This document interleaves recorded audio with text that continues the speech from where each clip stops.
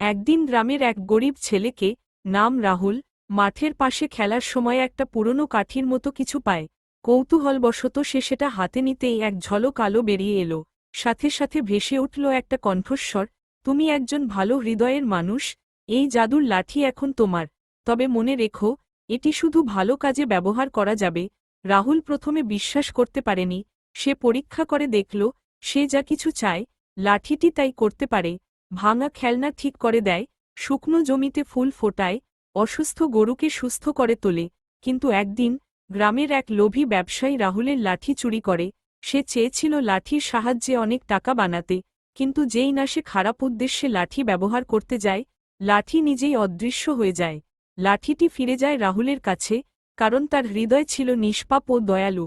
এরপর থেকে রাহুল সেই জাদুর লাঠি দিয়ে তার গ্রামের সকল দুঃখ কষ্ট দূর করতে থাকে, আর সবাই তাকে ভালোবেসে ডাকত জাদুর বন্ধু রাহুল।